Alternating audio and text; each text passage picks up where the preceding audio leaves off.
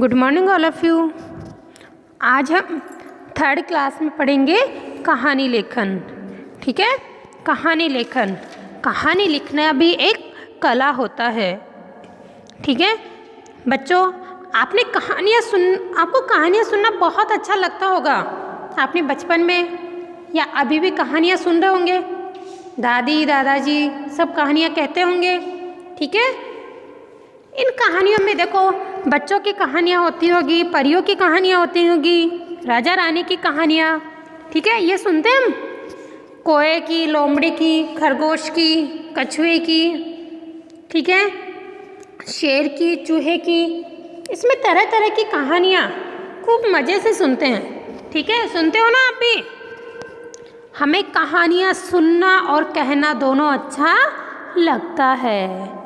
ठीक है, लेकिन कहानी सुनना और लिखना दो अलग बातें हैं। कहानी सुनना और कहानी लिखना बहुत अलग बातें हैं। ठीक है, तो आपको आज कहानी लिखने का तरीका बताएंगे कि कहानी लिखते समय हमें किन किन बातों का ध्यान रखना होता है। ठीक है, तो देखिए, कहानी का विषय रोचक हो। कहानी का विषय रोचक होना चाहिए। कहानी में छोटे छोटे वाक्यों का प्रयोग करना चाहिए। कहानी में कैसे वाक्यों का प्रयोग करना चाहिए? छोटे छोटे वाक्यों का प्रयोग करना चाहिए। ठीक है, कहानी की भाषा सरल और स्पष्ट होनी चाहिए। कहानी की भाषा कैसी होनी चाहिए? सरल और स्पष्ट होनी चाहिए। ठीक है, आप देखिए, आज हम पढ़ेंगे बंदर और मगरमच्छ की कहानी। बंदर और मगरमच्छ की कहानी। तो देखिए, बंदर और मगरमच्छ की। बच्चों, आप जितना ध्यान से सुनोगे, जितना ध्यान से पढ़ोगे, ये कहानी उतनी ही मज़ेदार लगेगी। ठीक है, तो देखिए, नदी के तट पर जामुन के पेड़ पर एक बंदर का निवास था। निवास यानी घर। नदी के तट पर जामुन के पेड़ पर एक बंदर का निवास था। एक मगरमच्छ का प्रतिदिन तट पर, किनारे पर, तट यानी नदी का किनारा पर आना जाना था। नदी के तट पर जामुन के पेड़ पर एक बंदर का निवास था, एक बंदर का घर था। एक मगरमच्छ का प्रतिदिन तट पर आना जाना था। बंदर की मगरमच्छ से मित्रता हो गई। बंदर की किसके साथ मित्रता हुई? मगरमच्छ के साथ। बंदर मगरमच्छ को रोज जामुन तोड़कर देता था। मगरमच्छ को बंदर क्या करता था? रोज जामुन तोड़ तोड़ कर देता था। मगरमच्छ अपनी पत्नी को भी वह जामुन खिलाता था। मगरमच्छ वो जामुन अपने घर ले जाता और अपनी पत्नी को भी खिलाता था। ठीक है,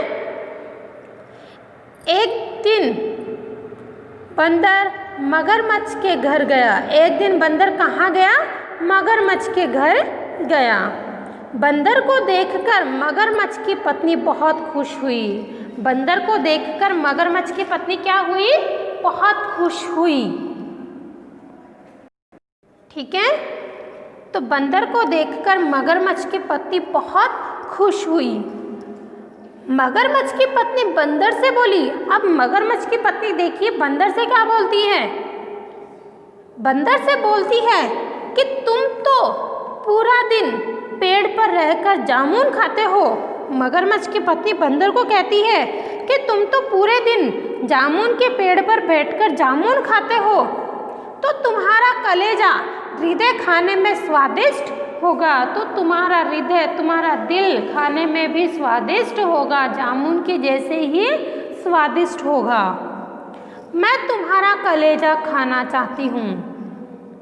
फिर मगरमच्छ की पत्नी बोलती है बंदर को कि मैं तुम्हारा कलेजा खाना चाहती हूँ, मुझे तुम्हारा कलेजा चाहिए। देखिए आगे बंदर ने कैसे चतुराई दिखाई। बंदर ने चतुराई से काम लिया। बंदर ने भी अपनी चतुराई से काम लिया और बोला कि मैं अपना कलेजा पेड़ पर छोड़कर आया हूँ। बंदर ने मगरमच्छ की पत्नी को कहा कि मैंने तो अपना कलेजा पेड़ पे ही छोड़ दिया, मुझे ले चलो, मैं पेड़ पर से कलेजा लेकर आता हूँ। बंदर कहता है कि मैंने अपना कलेजा पेड़ पर छोड़ दिया, मुझे वहाँ ले चलो, मैं अपना कलेजा ले आता हूँ। ठीक है। इस पर मगरमच्छ अपनी पीठ पर बैठाकर बंदर को तट पर ले गया। मगरमच्छ ने बंदर को क्या किया, अपनी पीठ पे बिठाकर नदी के तट, नदी के किनारे पर ले गया। बंदर नदी का तट आते ही तुरंत पेड़ पर चढ़ गया। बंदर नदी का किनारा आते ही तुरंत पेड़ पे चढ़ गया। इस तरह बंदर ने चतुराई से अपनी जान बचा ली और बंदर ने अपनी चतुराई दिखाकर अपनी जान बचा ली। ठीक है। तो देखिए इस कहानी से हमें क्या शिक्षा मिलती है। मुसीबत के समय बुद्धिमानी से काम लेना चाहिए। मुसीबत के समय हमें हमारी बुद्धि का प्रयोग करना चाहिए। ठीक है। तो बेटा आपको ये कहानी अपनी कॉपी में लिखनी है और इसे याद भी करना है। ठीक है।